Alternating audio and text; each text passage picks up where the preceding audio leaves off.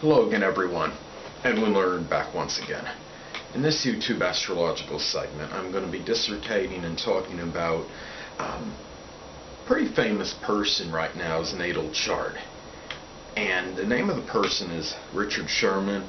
And as a lot of you sports fanatics out there may know, Richard Sherman is a cornerback for the Seattle Seahawks, and somewhat controversial yet prolific. And he made some news recently by kind of getting into it with Michael Crabtree, the wide receiver for the San Francisco 49ers. And it was his interview, actually, with Aaron Andrews afterwards, which lasted maybe all but 30 seconds or so, where he seemed maybe a little bit acerbic, a little bit, somewhat acrimonious. And that's what, why, his Google count has skyrocketed. I think when I last checked, it's around somewhere near 500 million search results it came up. Anyway, I'm going to be talking about his natal chart now. First thing I'm going to talk about, not too flabbergasted with this, is Sun is in Aries. Before I even get there, I want to say one more thing, so there's no confusion. This is a Western astrology I'm using, and the Placidus house system. It's a solar chart because his time of birth I could not find online. So anyway, let me get back now. Sun in Aries, obviously this makes Richard Sherman very outspoken and forthright. Plays the game with the no fear concept. He speaks his mind, plays very aggressively with a lot of assertion. Not one to cower in fear or hide from the opposition or the spotlight, for that matter. His moon sign is Virgo, and this is what I look at like the analytical, studious side of Richard. And perhaps his emotional needs may be connected with analysis. Could be just working hard. He probably studies game film extensively and has acute attention to detail. And I could see him being interested, I don't know this for a fact, things that are intellectually challenging, could be like puzzle books, just mental gymnastics in general. He has a multitude of conjunctions in his natal chart, and on the positive side, this can show a lot of single-mindedness and concentration of power, persistence, determination. But on the negative side, it can make one, a little acrimonious, and give some exasperation to the nature due to all the friction against a number of planets. So this is where I think sometimes we see that emotional, agitated side come out in Richard Sherman. Next thing, he has Venus in Taurus, and Venus is at home in Taurus, of course, and shows he'd be very steadfast and loyal, and especially in love. Has very good financial acumen, more likely than not, and since he did make, his salary, I believe, was over $500,000 base salary this season, I'd say he's got pretty good financial ability.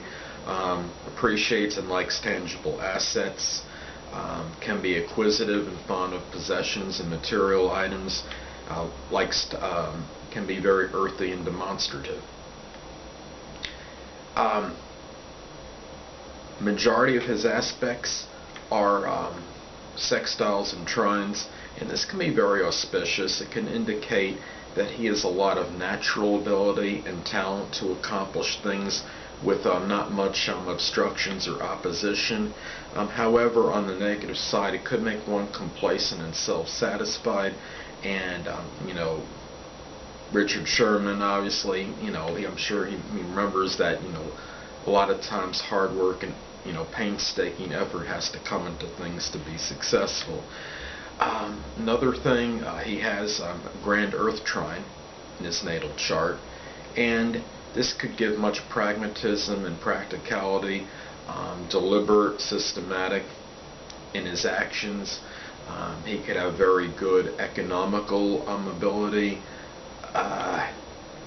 astute in money-making endeavors. He, at a latter point, in time, perhaps, he'll be, might have his own business or something.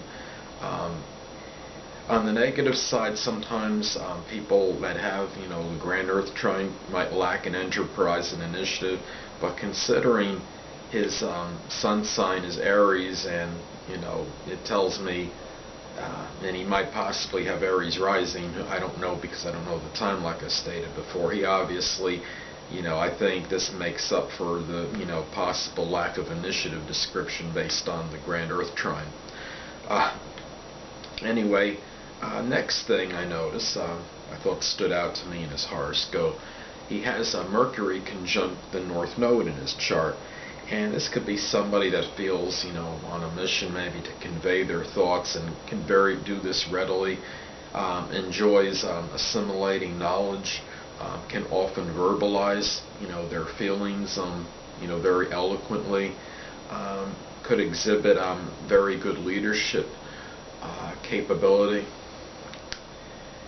And he has Gemini on the third house cusp. And the reason I felt this was important was because I noticed that his chart has no planets in air in it, which I felt was unusual because Richard is very communicative and very verbose, and I was a little surprised at this. But Gemini in his solar chart, of course, on the third house cusp is in its natural placement by house, and this could explain his verbosity and good diction and the good command of the English language. Sports Illustrated last year had him on the cover and called him, I believe, the NFL's most voluble player because, similar to a Gemini personality's got a voluble tongue. And if anybody knows, I don't think that information is available online, but if anybody has any idea or conception what Richard Sherman's ascendant might be, just feel free to offer your thoughts. I'm wondering, I'm seeing possibly Aries again, but I just wonder, could he possibly have an air ascendant, and that's what gives him, his good diction and ability to articulate very well what he's saying, what he's thinking. So anyway, another thing I notice, he has a preponderance of planets in cardinal signs, and this could indicate somebody that likes to get things started, can indicate certain enterprise and initiative, but this could be someone also that might start a multitude of projects, maybe sometimes even simultaneously, but doesn't always have the follow-through to finish up on all of them. Another thing I noticed, his Saturn conjuncts his midheaven in his solar chart, and this could kind of a complicated position because it either could show somebody, I believe, very industrious and working very hard and methodically to attain career objectives and aims, but it could also it could show some restriction in connection with this career. Now, there is nothing to indicate that there's any restriction in Richard Sherman's career based on who he is right now, in relatively young age, very successful, obviously in his field and in professional football. But it could indicate maybe, at least in the back of his mind, maybe he might feel there's some kind of lack, and maybe that might make him feel compelled to keep going and to keep becoming better and working progressively to be the best it can be, not being satisfied with whatever he's accomplished in the NFL. And obviously, the Super Bowl would be the ultimate, thing for him right now. There's a few other things I wanted to get at. I'm sure a number of you have heard about, I guess you could say, the animosity him and Michael Crabtree. On that day when Richard Sherman went off into the camera or whatever with Aaron Andrews, and I believe the Sun had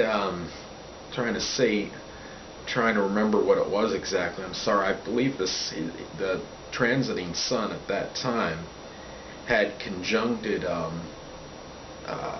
either Mars conjuncted. I think the Sun conjuncted his Mars, if I'm not mistaken, and that might have, indicated some acerbic activity on Richard Sherman's part. And I looked at the two charts for Crabtree and Sherman, and I saw some things where things could be contentious and adversarial. Um, Both their Mercuries oppose each other's suns. So right there, you can see how the sun is connected with the ego, Mercury communication. So whatever they say to each other, obviously could be damaging to each other's egos. Another thing is, I don't know any time for either one of these athletes, but undoubtedly their moons are square each other. Richard's moon is in Virgo, and Michael Crabtree's is in Gemini.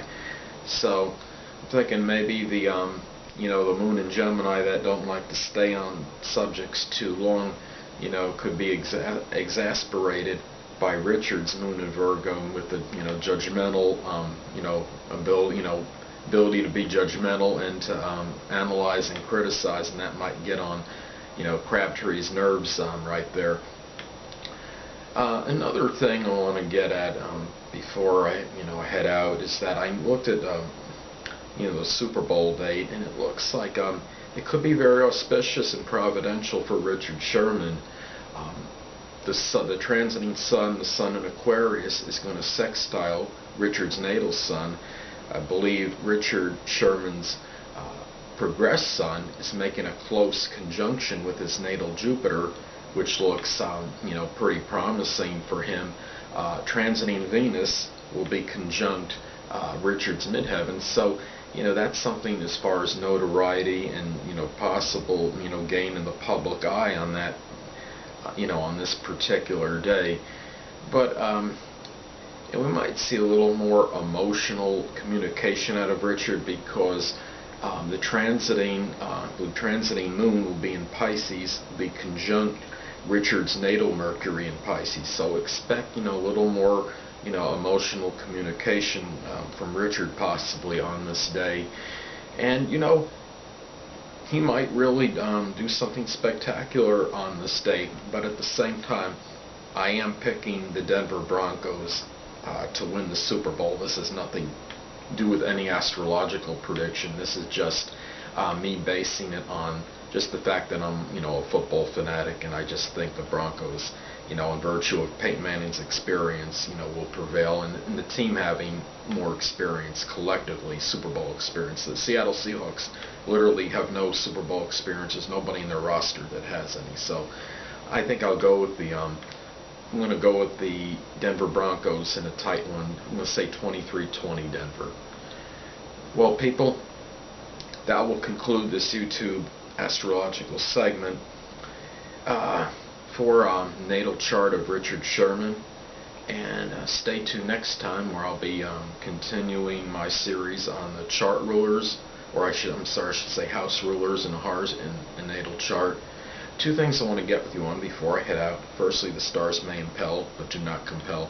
And secondly, never isolate any single astrological element, aspect, planetary placement, position, configuration, influence, or what have you, and make an analysis on a person, astrologically speaking, based on this alone, because a person astrologically is the sum of all their components in their natal chart, and not just one.